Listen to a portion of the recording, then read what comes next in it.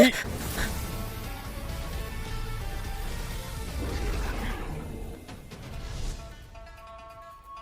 កម្រិតកម្លាំងប្រយុទ្ធរបស់បរិបពេញវ័យគឺ10ចំណែកកម្លាំងប្រយុទ្ធរបស់ខ្ញុំឥឡូវនេះគឺ100អញ្ចឹងគឺបានន័យថាខ្ញុំម្នាក់ឯងអាចពី10នាក់បានត្រូវតែសាកល្បងទៀតបាន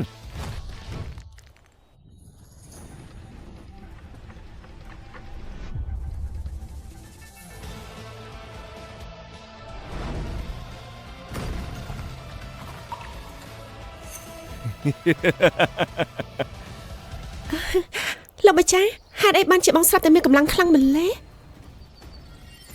ចាប់ទៅតកូវវាំងខុនជាមួយបងទៅជួយបងស្រីអូន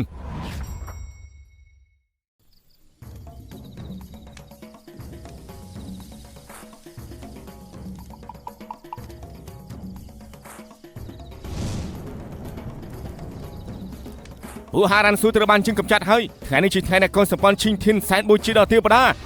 វ៉ាអូលោកម្ចាស់ពួកវាមានគ្នាច្រើនណាស់ចឹងមានតែ2នាក់ទេតើអាចជួយបងស្រីខ្ញុំបានដល់របៀបណាកុំបារម្ភអីអញសម្រាប់ឪពុកខ្ញុំហើយសម្រាប់កុលសម្ព័ន្ធរបស់ខ្ញុំទេវតាមិនអត់អោនណាអញទេខ្ញុំបានប្រាប់ឲ្យក្នុងកូនសម្ព័ន្ធមិនអាចឲ្យមនុស្សស្រីដឹកនាំបានទេប្រាជ័យរបស់តកូវវាំងជុនព្រះបានកំណត់រួចហើយ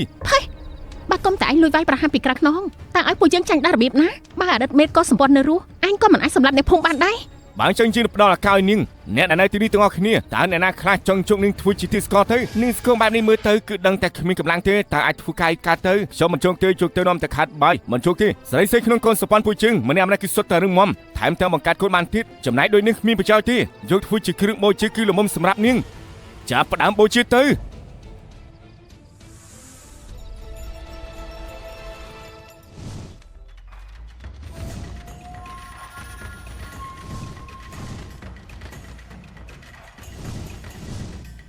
ឡ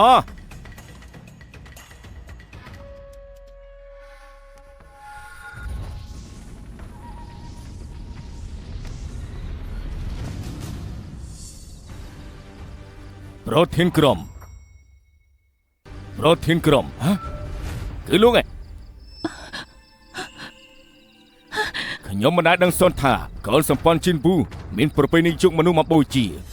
លោកលែងជាកូនសម្ព័ន្ធទៀតហើយតើមានសិទ្ធិអីមកចេះដឹងជាមួយនឹងពួកជើងនោះភ្នំខាងក្រោយបានរលំមនុស្សជាច្រើនបានស្លាប់នេះជាគ្រោះមហន្តរាយរបស់ព្រះហើយអ៊ីនអានទទួលបានការណែនាំពីព្រះទើបចាត់ឲ្យមកបូជាមនុស្សបែបនេះបងប្អូនទាំងឡាយនេះគឺជាថ្នាំពុលដែលខ្ញុំបានរកឃើញនៅក្នុងថូរបស់តកូវវាំងយុនតើព្រះធ្លាប់បង្រៀនឯងដែរទេថាការបំពុល